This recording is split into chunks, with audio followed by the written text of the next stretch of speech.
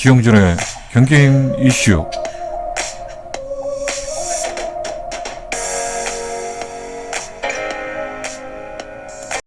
지금 현 정권이 여러 가지 이제 공과가 있을 수 있겠잖아요. 항상 정권 말기가 되면은 그 정권에 공과가 있는데, 이제 공은 그런 것 같아요. 공과의 가장 기본적인 단위는 국민들이 체감하는 거, 먹고 사는 문제. 그러니까는 국민들의 그 삶에 직결되는 부분이 공과로 연결이 되는 것 같아요. 그러니까 이제 이 큰 틀에서 보게 되면은 정부적인 차원에서는 뭐 외교, 큰 뭐 기간 산업, 뭐 GNP 이런 거 있을 수 있겠는데, 근데 이제 그 공과를 가장 예민하게 받아들이는 부분은 사실상 국민들이잖아요. 근데 이제 국민들이 뭐 외교 정책이 어떻게 되는지, 국방이 어떻게 되는지, 뭐 그 부분에 대해서는 그렇게 안전하니까 먹고 사는 데 지장은 없는 거잖아요. 그런데 일단 국민들의 그 민생고 문제, 먹고 사는 문제, 그 중에 이제 가장 예민한 게 주택의 문제잖아요. 그러니까 지금 우리나라가 고래로부터 그 주택은 가장 큰 재산 목록 1호에 있잖아요. 그래서 사람들이 살면서 어떻게 돈을 벌어서 저축을 해서 집을 사느냐, 그리고 내 집을 있느냐 없느냐, 그 다음에 그 집의 평수가 어떻게 되느냐, 그 다음에 주거 환경에 따라 가지고 사람들의 어떤 그 사람이 성공했다, 성공하지 못했다까지 나오는 거잖아요. 비약적인 얘기지만은. 그런데 이 서민들이 정말 이 주거 정책에 대해서는 예민할 수밖에 없고, 내가 사는 집이기 때문에. 그리고 또 하나, 집이 없는 사람들의 그 서름이라는 것은 말할 수 없는 거잖아요. 그래, 그들의 누구나가 그렇지만 그 평생의 꿈이 주택 마련이잖아요. 가장 큰 것이고. 그런데 그 주택 정책이 오락가락하고, 그 다음에 천정부지로 이 주택이 상승해 버리니까, 그 다음에 이제 이게 어쨌든 간에 빈익빈 부익부 현상을 더 크게 끌어왔잖아요. 그러다 보니까는 현 정부가 아무리 뭐 다른 걸 잘하고 민주를 잘하고 어떤 뭐 공정을 부르짖었지만은 그게 다 묻히는 거죠. 그러니까 현재로서는 이 공보다는 과의 문제가 많이 나오는 거고, 그게 이제 하나가 주택의 문제고, 두 번째 문제가 이제 하나가 뭐냐면 저는 그런 것 같아요. 기업의 현황이잖아요. 기업인데 사실 우리가 이 대기업보다도 그 나라를 지탱하고 이끌어가는 건 중소기업이잖아요. 모세혈관처럼. 그런데 중소기업의 가장 큰 문제는 인력관리, 인건비지 않습니까? 그런데 이제 정권 초기에 바로 나오면서 시급의 문제가, 최소임금의 문제가 대두되기도 했고, 또 이러다 보니까 이게 기업에 국한된 게 아니고 어떤 소상공인의 이제 이게 파급이 된 거죠. 그러니까 소상공인들의 문제는 사실상 조그마한 점포 하나 가지고 어떤 경영을 하다 보면은 뭐 떼돈을 버는 게 아니라 그냥 내 식구, 세 식구 먹고 사는 거잖아요. 근데 거기에 인건비가 차지하는 포션이 부담이 되는 거죠. 그러다 보니까 당장 가게에 영향을 미치는 것이고, 그러니까 이제 그 문제, 시급의 문제가 사실상 이 우리나라 정도 이 GNP 4만 불에 가까운 GNP가 되고, 어떤 균형 경제를 이룬다고 생각하게 되면은 뭐 시급이 10,000원이 뭐 많겠어요. 그런데 그렇게 이제 우리 경제 자체가 그렇게 건실하지는 않아요. 이게 어떤 쏠림의 현상이 있다 보니까 사실 어떤 빈익빈 부익부 현상이 너무 편차가 나다 보니까 이제 소상공인들의 문제까지 이 최저임금이 파급 효과를 미치는 거죠. 그래서 이제 오히려 고용 불안이 이루어지는 거고, 오히려 실업 대란이 이제 현상이 되는 거죠. 그래서 저는 현 정부의 문제에 있어서는 공과를 본다고 생각하게 되면 뭐 원론적인 측면에서 다 자잘못은 있을 수 있겠지만, 지금 이렇게 부각이 되는 문제는 주택의 문제, 주택 정책의 문제 하나는, 또 하나는 최저시급의 문제로 인한 파급의 효과. 그리고 이제 또 하나 문제가 뭐냐면, 지금 현재 정권 말기 벌써 2년 됐습니다만, 이 민생의 문제에 있어서 코로나 정국이 다 이해는 하죠. 이 코로나19가 이 세계적인 팬데믹 현상으로 어려움을 겪고 있고, 지구촌이 지금 열병을 앓고 있는 건 사실인데, 일단 문제는 남의 것보다 내가 불편하면 불편한 거거든요. 그러니까 지금 현재 4단계가 계속 이어지고, 또 이 정책적인 문제, 방역의 문제, 처음에 우리 국민들이 K방역에 대해서 얼마나 자긍심을 가졌어요. 그런데 이제 문제가 뭐냐면, 시간이 흐르면서 결과가 나타나야 되고, 또 하나는 진전이 돼야 되는데 이 진전이 되지 못하고 이제 계속 반복이 되는 거예요. 그러니까 사람들이 식상하기도 하지만 지쳐가는 거죠. 결국은 기대는 게 정부밖에 없어요. 결국은 정부에 기대고 정부의 방역 정책에 기대는데 이게 도대체 뭐냐. 그리고 또 하나가 사람들은 그 고통을 감내하면서 거리두기도 했었고 또 여러 가지 자신 스스로를 갖다가 방역에 협조를 했는데도 어떤 이제 일부의 사람들의 일탈로 인해서 이게 또 뭐 전염이 되고 감염이 돼서 이제 이게 파급되다 보니까 오히려 그분들이 갖는 가중적인 배신감은 더 커진다는 얘기죠. 그러니까 이 문제도 이제 결국은 정부가 안아야 되는 문제이기도 하죠. 그리고 굉장히 그 국민들이 많이 지쳐있고 또 힘들어하고 있고요. 아까 지적하셨다시피 그런 부분에 어떤 돌파구가 보이지 않고 하는 부분이 큰 우려가 됩니다. 되고 그리고 또 지금 현재 기본소득이 좀 쟁점화되고 있는 것 같아요. 그러니까 뭐 한 달에 얼마씩 지원을 해 이런 부분이 좀 논의가 되고 있는 것 같은데 교수님이 기본소득에 대한 생각이 좀 어떠신지 모르겠어요. 거기에 대해서는 저는 양론의 문제를 가지고 있다고 생각이 됩니다. 그래서 이제 모든 국민은 어떤 절대적인 어떤 생활에 어떤 기본적인 것은 이루어져야 되는 게 맞아요. 그리고 또 하나 지금 이제 우리가 부르짖고 있는 게 GNP를 대비해서도 그렇고 OECD 국가의 상황을 보더라도 균등하게 이제 살 수 있는 거에 대해서는 다들 찬성을 하는 상황이죠. 근데 이제 문제가 뭐냐면은 이 목적은 좋은데 방법론에 있어 가지고 다소 이제 오류를 겪을 수가 있는 거거든요. 그래서 이제 옛말에 이런 게 있어요. 뭐 가난은 나라님도 구제를 못 한다는 말이 있습니다. 그런데 이제 그동안에 우리가 재난기금을 이제 예를 들었을 때 이 재난기금을 국민들에게 이제 배분하게 되면서부터 이제 불신이 쌓인 거거든요. 그래서 뭐냐면은 사실 국가에서는 재난기금을 1인당 뭐 10만원, 20만원씩을 줬잖아요. 그래서 사실 이것은 속 표현으로는 언발의 오줌 누기식이에요. 뭐 국민들이 10만원 받는다고 해서 20만원 받았다고 해서 이게 어떤 재난이 해결되는 건 아니잖아요. 단지 하나 이제 이게 보여지는 게 국민들 입장에서는 이게 생색내기로 보여줄 수 있다는 것이죠. 그러니까 저는 그렇게 생각했어요. 이게 선택과 집중이라는 게 필요한 거예요. 그러니까 지금 우리가 지향하고 있는 게 이 지금 국민 기본소득의 문제는 더 크게 올라가면 현 정부가 했던 것 중에 하나가 이제 뭐냐면은 이렇게 볼 수 있다고 생각이 되는 거예요. 이 균등의 기회, 이제 공정에 대해서 얘기를 하게 되면서 어떤 문제냐면은 모든 사람이 기회를 소득의 좀 재분배를 가질 수 있는 건 좋은 거예요. 또 우리가 지향하는 어떤 복지국가도 마찬가지고요. 그런데 이게 상대적인 박탈감이 나올 수 있는 것이고 또 하나는 선택과 집중이라는 얘기는 그런 것 같아요. 이 무상복지의 문제도 마찬가지고 저는 복지의 문제는 정말 선별적인 복지가 맞다고 생각이 됩니다.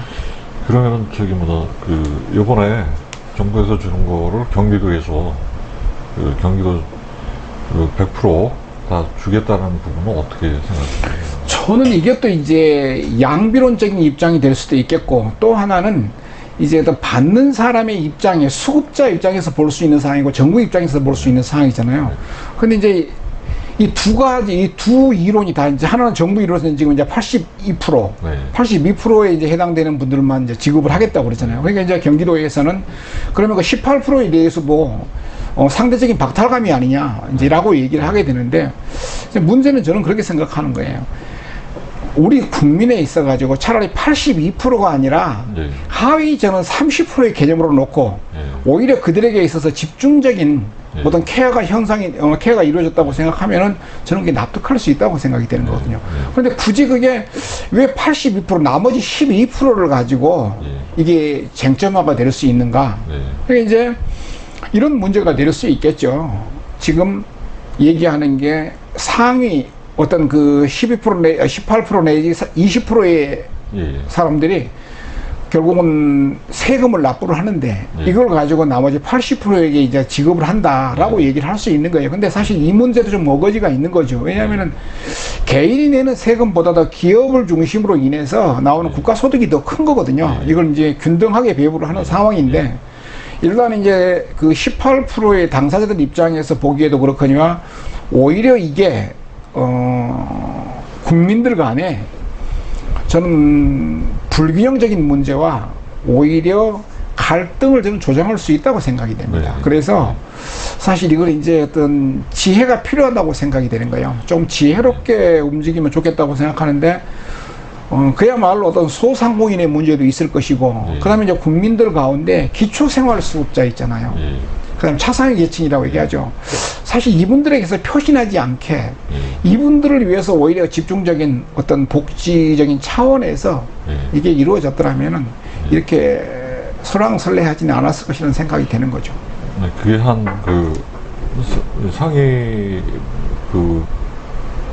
18%에 주는 돈이 한 5천억 정도 되나 봐요. 네. 5천억을 굳이 마련해서 경기도에서 네. 정부는 82%만 주니까 그거를 한다고 하니까 그 여타도 반대하시는 분들이 많더라고요. 그거 5천억을 좋은 데 쓰면 쓸 수가 있으니까요. 이게 이제 제 생각도 보게 되면은 이제 내년 대선을 앞두고 또 어떤 포퓰리즘의 하나의 성격이 될 수 있겠죠. 근데 이제 이걸 어떤 관점에서 보느냐의 차이일 수 있겠죠. 그런데 이제 이게 저는 이 경기도라는 사실 경기도는 수도권 중에도 어떤 경제적인 구조라든지 세입 구조가 굉장히 다른 지자체에 비해 가지고 어떤 재정 자립도가 높은 지역이거든요. 맞습니다. 그래서 무슨 18%에 대해서 약 5천억의 규모를 별도로 지급을 하겠다고 자신 있게 공언할 수 있는 게 지금 경기도입니다. 그런데 이제 보면은 일반 지금 타 지자체를 보게 되면 재정 자립도가 정말 이 30%에도 미치지 못하는 데가 있는 거거든요. 그랬을 때 또 하나의 이게 성격 자체가 이 지자체 간의 갈등이 될 수도 있겠고 또 하나는 어쨌든 간에 이제 이 82%를 지원하겠다는 정부안이 있는데 지방자치에서 그걸 또 상쇄해서 18%에 대해서 지급을 하겠다. 이 자체도 사실 바람직한 상태는 아니죠. 그래서 근데 이제 문제가 현 정부 자체도 그렇고 경기도 자체도 그렇고 이제 집권 세력들이잖아요. 그렇기 때문에 더 이 문제는 좀 난해하게 효율적으로 앓을 수 있는 그런 여파가 되겠다 싶습니다. 그 연장선에서요, 뭐 기본소득도 그렇고 재난소득을 초월해서 이제 앞으로 이제 기본소득이 뭐 적용될런지는 다음 정권에 지켜봐야겠지만 그것이 또 포퓰리즘으로 보는 부분이 굉장히 많더라고요. 그래서 그 경쟁적으로 좀 포퓰리즘 정책도 많이 좀 구사하는 부분도 있는 것 같고요. 그래서 그 교수님이 보시는 그 포퓰리즘이랑 또 그 다음 정권의 어쨌든 그 포퓰리즘이 어떻게 그 정책적으로 발휘되는지는 두고 봐야겠습니다만 여러 가지 걱정하는 시각이 좀 있는 게 사실이고요. 이제 특히 정치라는 게 이 포퓰리즘, 그러니까 정치는 공약이지 않습니까? 네. 사실 대통령도 마찬가지고 내 임기 내 이걸 갖다가 지켜나가겠다는 이제 공약을 하는 건데 이 공약과 포퓰리즘에 나는 차이는 근소하다고 생각이 되는 거거든요.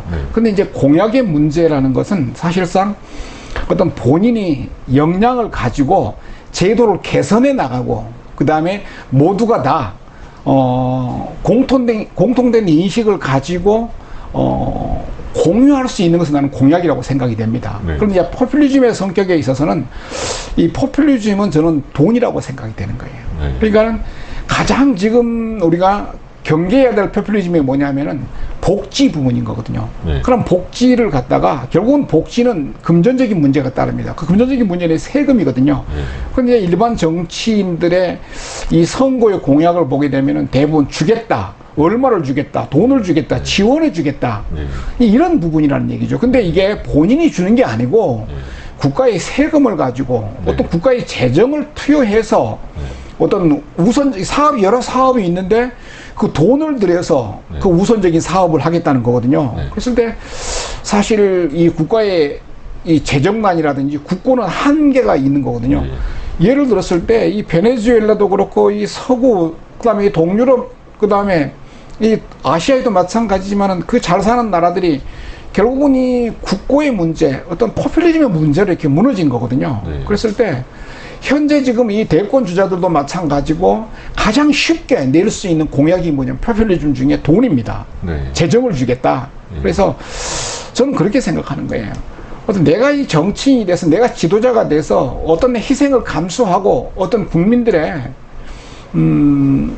정말 국민들이 다 같이 공감할 수 있는 그런 정책적인 측면, 그런 어떤 방향으로 나가겠다는 공약이 아니라 내가 어떤 개개인에게 아니면 어떤 특정 단체에게 어떤 특정인들에게 어떤 돈을 주어가지고 예. 국고를 들여서 그걸 해나가겠다는 것은 참 위험한 공약이고 예. 대표적인 포퓰리즘이라고 생각이 됩니다. 그런 측면에서 봤을 때 이번에 정부에서 82%이 재난기금, 그 다음에 나머지 18%를 갖다가 경기도에서 지급한다고 하는 것은 또 하나의 포퓰리즘이 될 수 있다고 저는 여깁니다. 네. 뭐 포퓰리즘 논쟁은 앞으로 더 계속되는 부분은 한번 차를 지켜봐야 될 것 같고요. 그리고 또 뭐 포퓰리즘을 비롯해서 정치인의 그 자질 문제, 이런 또 앞으로의 대선 후보들의 자질 문제가 이제 많이 좀 거론이 되는 것 같은데요. 교수님께서 생각하시는 다음 차기 지도자의 어떤 뭐랄까 역량은 어떠해야 된다고 생각하시는지 한번 말씀을 좀 해주시기 바랍니다.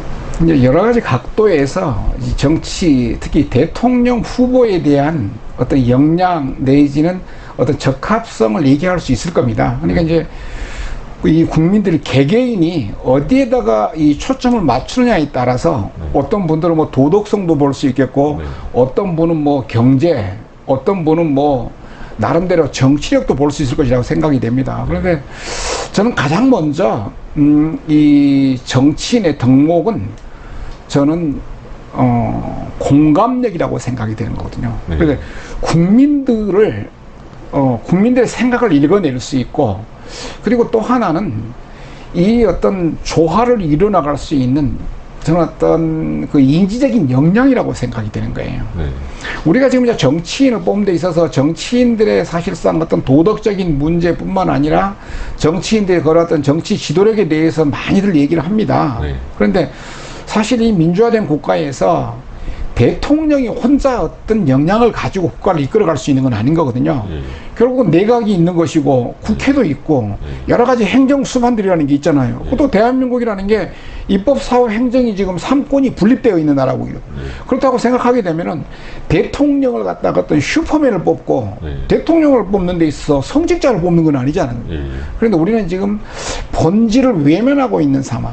그러니까 이제 왜 국민들이 식상해지냐면은 자꾸 이 국민들의 그 마음을 읽어내지 못하고 국민들의 공감과 지지를 얻지 못하는 지도자들이 나온다는 얘기죠. 그랬을 때 저는 정말 예외로 단순할 수 있는 게 국민들의 그 마음을 읽어줄 수 있는, 국민들과 같이 아포해 줄 수 있고 정말 어떤 그 국민들의 이 생활과 그 다음에 국민들이 갖고 있는 그런 부분에 대해서 어떤 가치, 동행해 줄 수 있는 저는 그 인간적인 저는 대통령이 필요하다고 생각이 됩니다.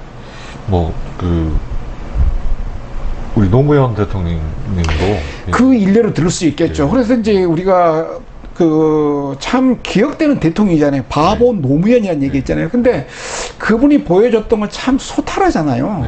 그런데 이제 그분도 나중에는 결국은 이제 정치적인 그 부분으로 인해서 공보다는 과를 드러내므로 인해서 참 안타까운 그런 결과를 맞이했습니다만 실질적으로는 정말 친근하게 다가갈 수 있는 그런 대통령이지 않느냐. 그래서 그 전 대통령도 마찬가지죠. 우리가 그 DJ를 봤었잖아요. 그런데 그분이 그 평생의 삶에 있어서 고난을 받고 고초를 겪고 그분의 그 인동초라고 얘기를 하죠. 그러면 우리 국민들의 아픔과 국민들의 그 애환을 그분은 겪었잖아요. 그러니까는 대통령이 우리하고 별개의 사람이 아니고 같이 호흡할 수 있는 사람. 근데 이제 지금 현재 이 나와 있는 후보자들을 보게 되면 너무 엘리트예요. 너무 똑똑하고 너무 흠이 없는 사람들이잖아요. 근데 저는 이게 오히려 그들의 맹점이라고 생각이 됩니다. 그래서 뭐 사실 그 리더십의 부재가 많이 얘기되고 있는 건 사실인 것 같습니다. 흔히들 이제 사람들이 그래요. 리더십 하게 되면 뭐 강한 지도력이라고 얘기를 하게 되고 뭐 역량이라고 얘기하게 되는데 저는 제가 리더십을 연구하고 가르치는 사람으로서 이 리더십은 있지 않습니까? 정말 어떤 사람을 품을 수 있고, 네. 그 다음에 그 사람을 닮고 싶은 롤 모델. 예. 예, 그게 저는 리더십이라고 생각이 되는 거예요. 그래서 많은 사람들이 이 리더십을 권력십, 예. 어떤 포지션십이라고 하잖아요. 자, 누구에게라도 예. 완장을 채워놓으면 그 사람에게는 힘이 생기잖아요. 예. 그걸 리더십이라고 생각하면 안 된다는 얘기죠. 그래서 우리나라가 이 불행한 대통령들의 순환의 역사를 돌아보게 되면은 그 대통령이 같은 리더십이 아니고 권력십이라는 얘기죠. 네. 그렇기 때문에 결국은 존경받지 못하고 국민께 가까이 돌아가지 못하고 결국은 반복돼서 이 대통령이 재판을 받게 되고 대통령이 어떤 갇히게 되는 그런 참 아픈 역사들이.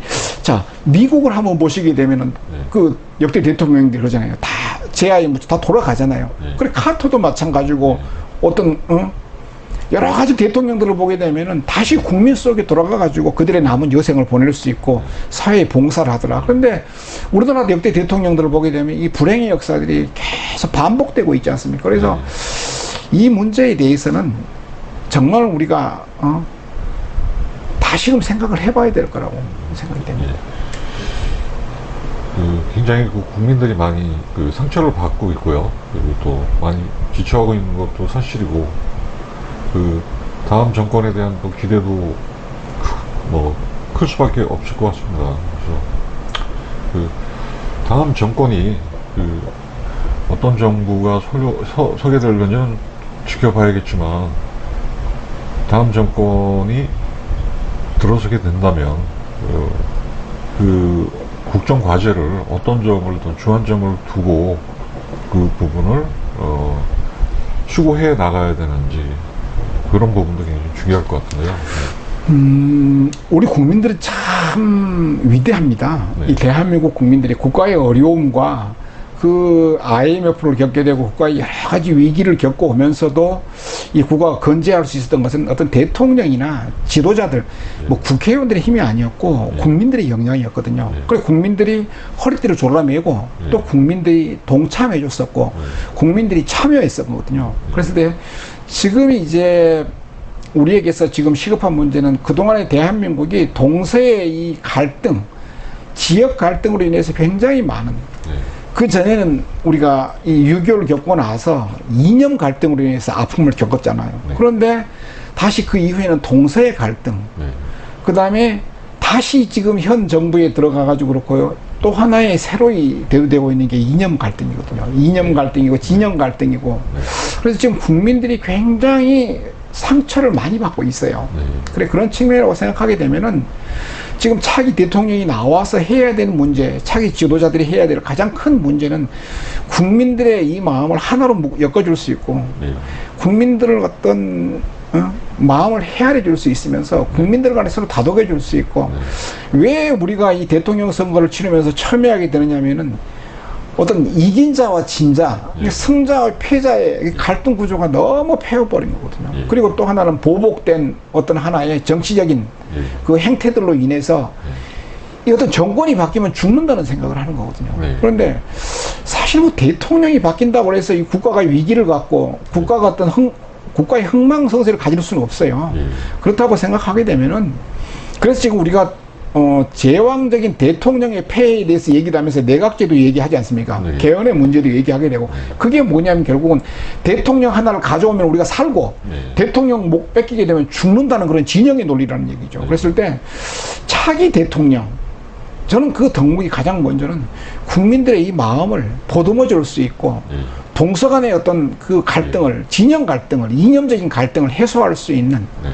그러니까는 현 정부가 처음에 나왔던 그 화두가 뭐였냐면 공정이었거든요. 얼마나 좋아서 우리 기대했습니까? 그런데 이 공정이 나중에 어떻게 가느냐? 내로남불. 어떤 본인의 입장에서, 자기들의 입장에서 이렇게 이제 가다 보니까는 결국은 더 큰 불공정의 문제가 형성이 됐다는 얘기죠. 그래서 사실 좋은 나라는 어떤 이 법치국가가 아니고 민치국가입니다. 법이 존재하지만 법에 의존하지 않고도 살아갈 수 있는. 그러니까는 지금 현재 우리 국민들은 먹고 사는 문제로 더 시급한 것이 국민들의 그 갈등과 그 골막 터진 그 마음들이거든요. 네. 그랬을 때 누가 집권을 하든지 이 당 저 당이 중요한 게 아니라 정말 국민들 속에 들어와서 국민들과 같이 동행할 수 있는 그런 정권이 들어서는 게 참 좋겠다라는 생각이 듭니다.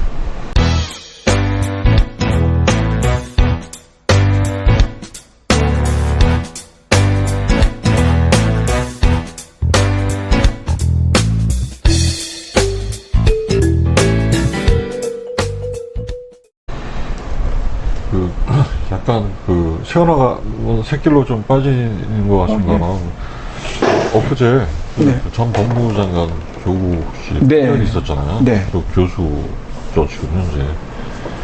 그래서 내로남불에 대한 부분 굉장히 강하게 비난하는 측도 있고 또 그 변호하는 측도 있는 것 같습니다.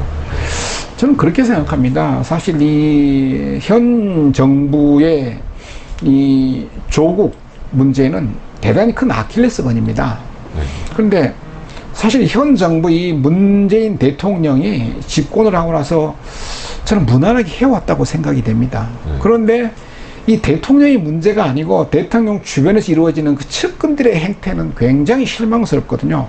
그리고 이제 현재 우리들이 지금 이 정권이 집권 이후에 이 검찰 개혁이라는 그러한 아젠다를 가지고 법무부 장관의 문제, 그 다음에 조국의 문제, 그리고 그 여러 가지 파생되는 문제로 지칠 정도로 지금 가져오고 있는 거거든요. 그래서 결국은 이제 현 정부가 1년도 남지 않는 이 상황 속에서도 지금 재판이 이루어지고 있고 결국은 대법까지 가게 되는 상황입니다.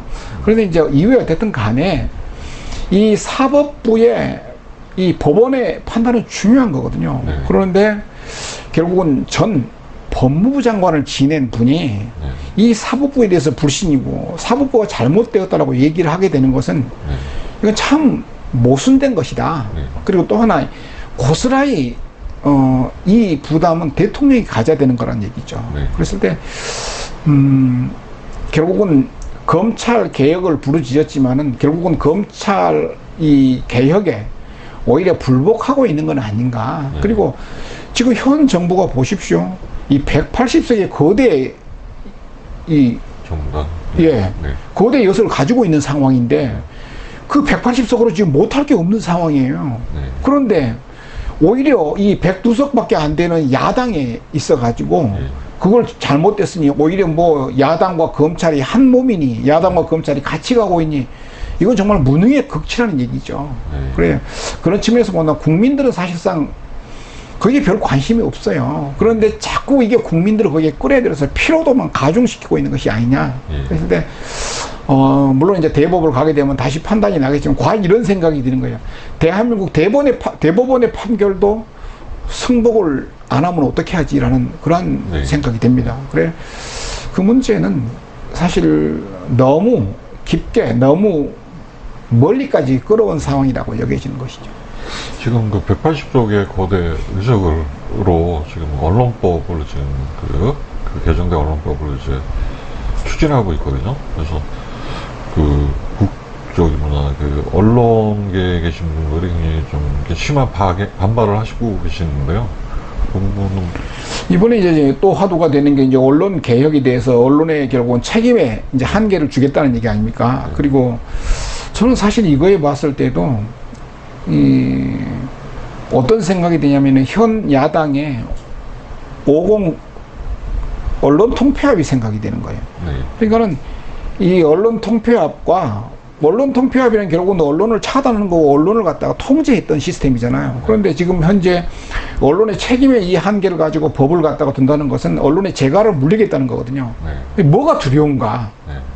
사실 언론이라는 게 추정 보도도 할 수 있는 것이고 또 취재를 통해 가지고 사실에 근접해 가는 거잖아요. 근데 그걸 아예 차단을 하겠다. 그리고 또 하나 물론 지나친 오보라든지 인위적인 보도를 통해서 어떤 불편함은 있을 수 있겠죠. 하지만은 구더기 무섭다고 장을 못 담글 수는 없잖아요. 네. 그래서 이 언론법에 대해서 지금 수정해 나가는 것은 다소 득보다는 실이 많을 것이다라는 생각이 듭니다. 뭐 자연스럽게 그 지역 언론 얘기도 한번 좀 해보고 싶어요. 저는 그래요. 이제 네. 특히 이제 중앙 언론에 비해 가지고 지역 언론에 대해서도 저는 양면을 갖는다고 생각이 되는 거거든요.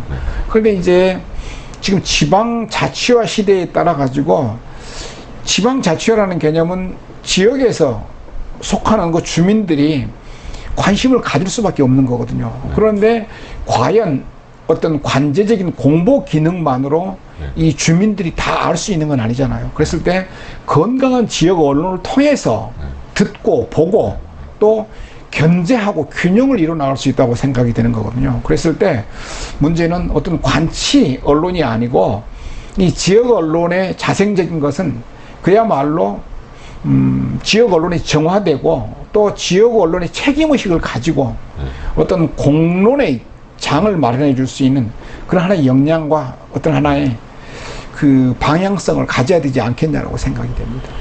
제 개인적인 소견으로는 여기 지역 언론인 뭐 특정할 수는 없습니다만 그 좀 자기들 나름대로의 스펙트럼을 가지고 너무 폐쇄적인 것 같아요. 그 네. 만나기도 제가 같은 언론이라고 제가 같은 언론인 입장에서 만나 보기가 굉장히 힘들어요. 근데 이제 네. 이 용인에 대해 용인도 지금 이제 알고 보니까는 이 지역 언론사가 크고 작은 게 100여 개가 넘더라고요. 예. 그런데 이제 문제는 이 언론이라는 카테고리가 사실 어떤 지역의 하나의 협업체를 가진 건 아니잖아요. 각자 나름대로 그 설립의 특성도 있을 것이고 또 기능도 다를 것이고 또 언론사 대표들의 어떤 진영적인 거, 이념적인 거, 성향에 따라 가지고 다를 수 있는 것이잖아요. 그런데 이제 저도 지금 사실 이 지역의 언론을 보게 되면서 때때로는 참 잘한다. 또 하지만 또 한편으로는 어떻게 저렇게 언론이 저렇게까지 갈 수 있느냐.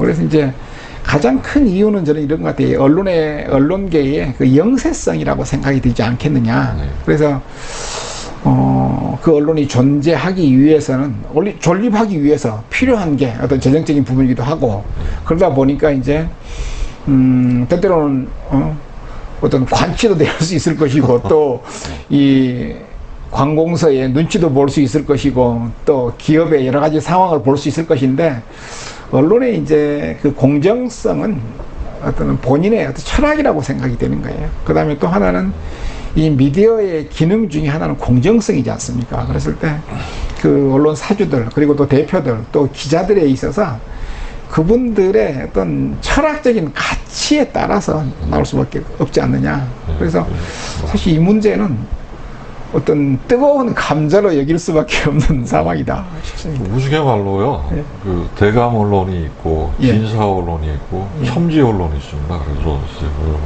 이 여기도 계급자의 같은 느낌. 제가 아니, 그게 보니까 이제 용인 지역사회도 크고 작은 언론사가 있는데 정말 어떤 미션과 네. 소명을 가진 특히 제가 이제 좋아하는 게 우리 광규전 우리 지대표님 같은 경우는 제가 참 존경스럽습니다. 묵묵하게 수행해 나가는 걸 보면서 참 언론의 기능을 다 하는구나.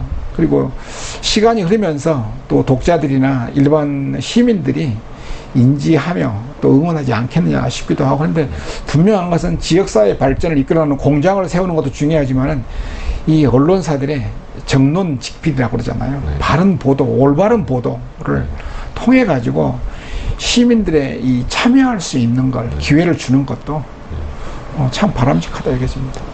이렇게 칭찬을 들으니까 제가 힘이 나고요. 예. 네. 조금 더 열린 언론사, 벽이 없는 언론사 같은 노력을 해보겠습니다. 예. 자연스럽게 좀 지역의 문제로 좀. 네. 그 이제 지금 이제 용인도 마찬가지입니다. 이제 내년 지방선거를 앞두고 요즘 이제 자천 타천으로 네. 뭐 주자들이 많잖아요. 네. 용인에 보니까는 뭐 여야를 막론하고 한 20여 명이 넘더라고요. 그래 네. 신문 보니까는 뭐 자천에서 나오고 타천에서 나오고 그러는데 한편으로는 참 지역을 위해서 일을 하겠다는 분들이 있어서 참 다행스럽기도 하지만은 과연 용인에 이 규모, 이 용인의 이 상황이 이러는데 너무 우습게 보는 게 아닌가. 예. 과연 어디 개인의 영달, 개인의 입신을 위해서 시장이 되고 해서는 안 됩니다. 정말 지역사회를 위해서 정말 어떤 미션과 소명을 가지고 어떤 책임의식을 가진 지도자가 나오지 않으면 안 된다는 얘기죠. 아까 대통령에 대해서 얘기했지만은 이 용인의 이 문제는 결국은 이 균형적인 발전도 중요하고 하나는 용인의 문화를 어울릴 수 있고 네. 또 용인이라는 이 거대한 틀을 엮어갈 수 있는 그러한 역량을 가진 사람이 나와야 된다는 얘기죠. 특별히 저는 그렇게 생각해요. 여야도 중요하지만은 이 지역사회 발전을 위해서 내가 헌신하겠다. 네. 그리고 또 하나 정말 인품과 덕망을 갖춘 정치인들이 좀 나왔으면 좋겠고 지도자가 나왔으면 좋겠다는 생각입니다. 저도 이제 관심을 가지고 그런 부분 뭐 지켜보고 있습니다만, 좀 좋은 선량들이 나와서 선의 경쟁을 했으면 좋겠습니다. 저는 이제 그 지역사회 균형 발전에서 저희 그 용인이 인구 110만이고 또 상당 부분의 주민들이 기흥과 수지에 살고 있습니다. 그래서 그 혹자는 그 정주의식을 왜 이분들은 없느냐고 말씀하시는데, 사실 이분들은 도시인들이고 또 굉장히 생업에 바쁘신 분들이고 그런 개념 자체가 참 들어오기 그거 자체를 강요할 수도 없는 거라고 제가 생각하거든요. 그래서 그 도시인에 맞는 그리고 수지와 기흥은 또 신도시잖아요. 신도시 문화에 맞는 정책들도 굉장히 중요할 것 같습니다.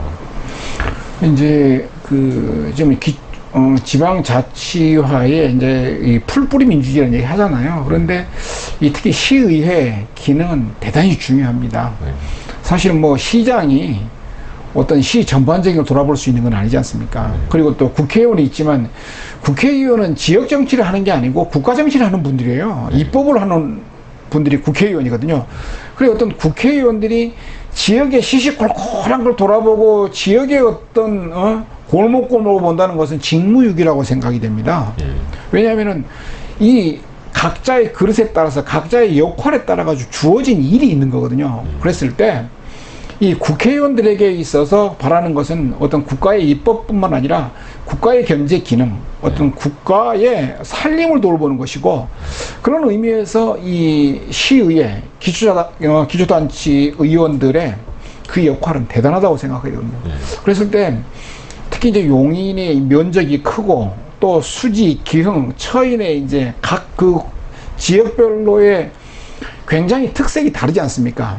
그래서 이제 그게 문화가 다르고 또 하나는 그 생태적인 환경이 다르잖아요. 그랬을 때, 그 앞으로의 시의회 그 의원들을 선출하는 데 있어서는 그 지역의 균형, 그 다음에 지역의 특색에 맞는 분들이 나오면 좋겠다고 생각이 됩니다. 그리고 중요한 것은 물이 고이면 썩습니다. 그래, 기초의원들이 나는 3선이고 4선이고 다선을 자랑하는 것은 결국 바람직하지 않다고 생각하게 됩니다. 그랬을 때 일이라는 게 정말 어떤 역량, 그 다음에 개인의 어떤 하나의 책임의식, 그 다음에 개인의 어떤 하나의 어떤 도전의식이라고 생각이 되는 거거든요. 그랬을 때 기초의원들이 가장 열심히 일할 수 있는 초선 재선이라고 생각이 되는 거예요. 그래서 이 지역에 맞는 어떤 수지의 문화에 맞는 기흥 문화에 맞는 그 다음에 처인 이 지역 환경에 맞는 그런 의원들이 좀 나오고, 그 다음에 정말 지역을 아우를 수 있고, 그리고 또 하나는 참 이건 좀 외람된 얘기입니다만 이 지역 의원들이 좀 준비가 됐으면 좋겠어요. 너무 준비가 되어 있지 않고 어떤 하나의 이 큰 틀을 읽을 수 없다 보니까 어떤 본인의 역할을 감당하지 못한다는 사실이죠. 그리고 어떤 시의원들이 국회의원 흉내를 내서는 안 되는 거예요. 어떤 정치인 흉내를 내서는 이 기초의원은 정치인이 아닙니다. 일꾼입니다. 지역 일꾼인데 어떤 시의원 배지 달면은 국회의원 버금가는 그런 어떤 행세를 하고 다니고 내가 무슨 시의원이라고 대우받으려고 하게 되는 것은 철저하게 배제돼야 됩니다. 그런 측면에서 보게 된다면은 내년 지방선거는 정말 물갈이가 저는 필요하다고 생각이 됩니다. 내년 지방선거를 앞두고 그 지역 단체장들 또 시의원님들 이런 분들이 그 페이스북에 이제 자주 등장하시더라고요.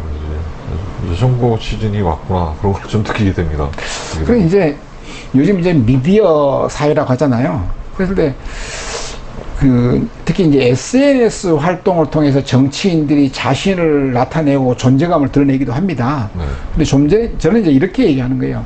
이 시의회 기초위원들이 어떤 SNS에 자신을 표출할 때는 정치적인 성향이라든지 이것보다는 본인이 하는 일, 그리고 본인의 역할에 대해 충실했으면 좋겠다는 알려주는 기능이라고 필요한 거예요. 왜냐하면은 정말 이 기초위원들이 정치 흉내를 내서는 안 되는 거거든요. 예. 그래서 정말 이 SNS가 여러 가지 기능 중에도 이제 알림의 기능이 있다 보니까 본인이 일을 했으면 자랑할 수도 있겠죠. 예.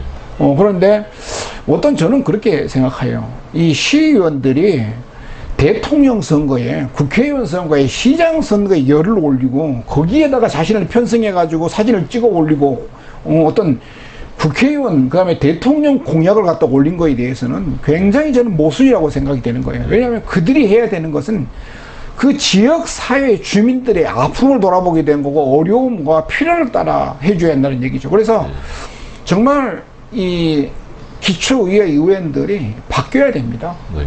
예, 그들은 정치인이 아닙니다. 그들은 일꾼입니다. 지역이 일꾼이기 때문에 철저하게 그들의 의식수준도 바뀌어야 될 것뿐만 아니라 이 유권자들도 정치인을 뽑는다고 생각하지 말고 정말 우리 지역을 위해서, 내 지역을 위해서 꾸준히 일을 도맡아서 일을 해줄 수 있는 그런 일꾼을 뽑는다는 자세로 기초위원을 택해야 한다고 생각합니다.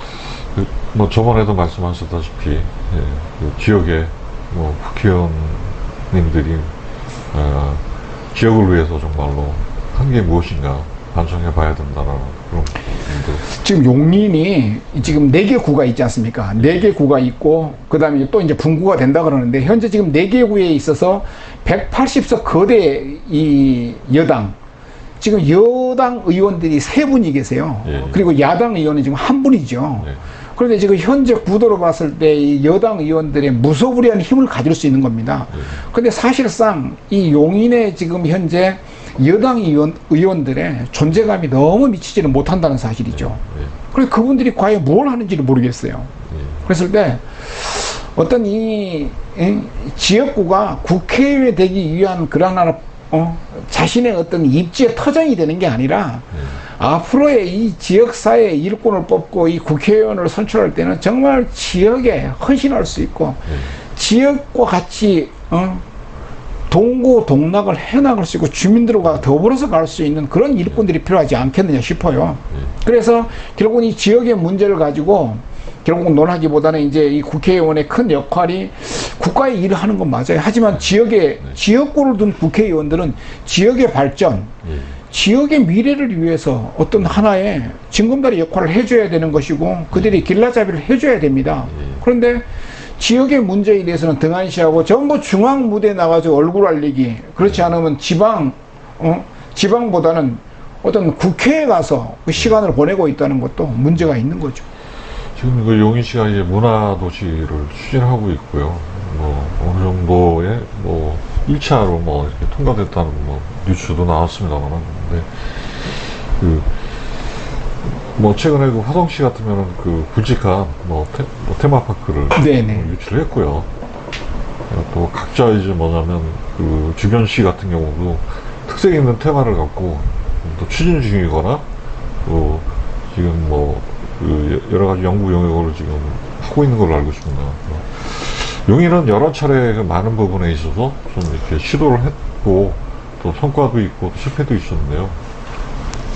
문화시로 가는 길, 그 용인시가 어떻게 해야 될까요? 이제 이 용인이 이 태생 자체가 도농복합을 갖고 있지 않습니까? 그랬을 때 용인이 이 단기간에 지금 이 110만 특례 도시로 발전해 오면서 준비되지 못한 부분, 그 다음에 다져지지 못한 부분이 문화, 교육, 의료 부분입니다. 그런 측면에서 본다고 생각하게 되면은 물론 이제 용인의 나름대로의 또 이 관광 벨트도 있고 수도권 중심으로 인해서 장점은 가지고 있죠. 또 하나는 교통이 사통팔달에 굉장히 이 편리한 지역을 갖고 있습니다. 그런데 이 용인의 특성을 얘기하라는 사람들이 얘기할 게 없는 거예요. 그래 결국은 뭐냐? 용인에 관광하게 되면은 무슨 뭐 에버랜드 아니면은 무슨 민속촌을 얘기하는데 사실 좀 부끄럽죠. 그랬을 때 용인의 어떤 지역 문화, 그 다음에 지역 향토적인 축제뿐만 아니라 오래된 어떤 용인의 어떤 특색을 갖지 못한다는 것에 대해서는 사실 좀 부끄럽고 또 하나는 이제 그건 이제 한계일 수밖에 없는데 앞으로 이제 용인이 좀 더 발전해 간다고 생각하게 되면은 문화가 있는 도시, 그 다음에 교육이 있는 도시, 그 다음에 이제 어떤 주거 환경 중에 가장 이제 이 예민한 게 주택이기도 하고 또 하나는 사람들의 의료 문제거든요. 용인의 다행스러운 것은 이제 뭐 주변에 대학 병원도 많고 나름대로 벨트를 가지고 있습니다. 그런데 늘 얘기하는 게 이제 수지 기흥에 비해서 이제 이 처인구의 이 넓은 이 분포도에 비해서 갖고 있는 그 인프라가 너무 부족하죠. 그러니까는 저는 이제 용인이 이 특례 도시로 가게 되면서 앞으로 이제 갖춰야 되는 내용물을 좀 채워야 된다는 얘기죠. 그래서 그 채우는 중심이 저는 처인구가 되면 좋겠다고 생각이 됩니다. 왜냐하면은 처인구는 현재 이 지역도 넓고 광활하지만은 굉장히 많은 어떤 규모 있는 어떤 하나의 준비되어 있는 어떤 균형을 발전시킬 수 있는 그런 공간이 있는 거거든요. 왜냐하면은 수지나 기흥은 갑작스레 유입된 인구를 중심으로 인해서 어떤 주택 환경도 그렇고 균형을 잡지를 못했었어요. 그러다 보니까 결국은 이 난개발의 오명을 갖게 되는 게 수지하고 기흥의 문제였거든요. 그러면은 앞으로의 이 용인이 다시금 탈바꿈을 한다고 생각하게 되면은 이 처인구를 중심으로 인해서 용인의 어떤 균형 발전을 이룰 수 있는 토대가 되지 않겠냐. 그랬을 때 이 용인의 앞으로의 문제는 어떤 균형 발전을 하기 위해서는 용인의 문화, 용인의 교육, 또 용인의 이 처인의 지역을 활용함으로 인해 가지고 어떤 관광 벨트도 괜찮고 어떤 여러 가지 인구가 모일 수 있는 그런 지역으로 변모를 해나갈 수 있다고 저번에도 생각합니다. 말씀하셨다시피 그 SK 하이닉스가 들어서는데 그 엄청난 부지 원자네요. 애초 조성할 때 테마파크를 개념을 두고 조성을 하자. 네네. 그래서 그 부분에서 좀 4차 산업혁명과도 연결돼서 말씀을 하셨습니다. 이제 지금 이제 용인의 이제 아까 그 균형 발전의 같은 하나의 맥락이기도 한데 이제 지금 용인의 처인 쪽에 SK 하이닉스 단지가 오지 않습니까? 대규모 단지가. 그다음에 그 천문학적인 재정 투자를 해서 이제 오게 되는데 이게 하나의 기회이기도 하고 이 기회를 정말 잘 잡아야 된다고 생각이 되는데 저는 그 포석이 중요하다고 생각합니다. 그랬을 때 앞으로 이제 4차 산업이라는 게 결국은 4차 산업의 근간은 사람이 중심이 되는 것입니다. 그러니까 사람이 어떤 하나의 기계 중심, 어떤 기계 메커니즘에 이게 컴퓨터 메커니즘이 아니고 결국은 사람이 편하고 사람을 위해서 이게 이 산업들이 1차, 2차, 3차의 산업들이 합쳐짐으로 해서 4차의 탄생이 되는 거거든요. 그랬을 때 이 앞으로 그 SK 하이닉스를 중심으로 해서 교육과 그 다음에 어떤 주거 환경 그리고 어떤 인구를 갖다 유입할 수 있는 그런 이 환경이 형성이 되지 않으면은 결국은 그 넓은 광활한 SK 그 하이닉스 반도체 공장 하나밖에 들어갈 수 없다는 사실이죠. 네, 그렇죠. 그 뚝딱 무미건조한 공장만 들어서 그럴 수 있습니다. 네. 죽은 도시가 될 수도 있는 거고요. 네. 거기 테마를 갖고 개념을 컨셉트를 물어보면은 정말 활기찬 도시가 될 것 같고.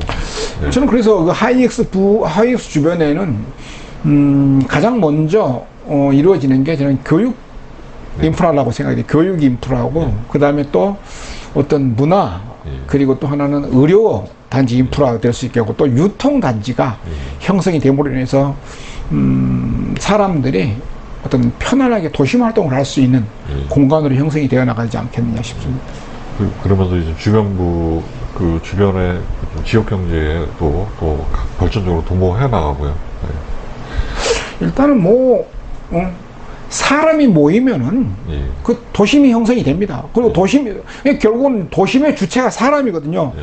사람이 없는 도심이라는 건 있을 수가 없는 거거든요. 그러니까 사람이 모이는 게 도심이 형성이 되고 사람이 모이는 것이 사회가 형성이 되는 거잖아요. 그랬을 때 그 SK 하이닉스 반도체 주변에 결국은 사람들이 모일 수 있고 주거 환경을 조성할 수 있는 예. 그런 앞으로의 정책이 필요하다는 얘기죠.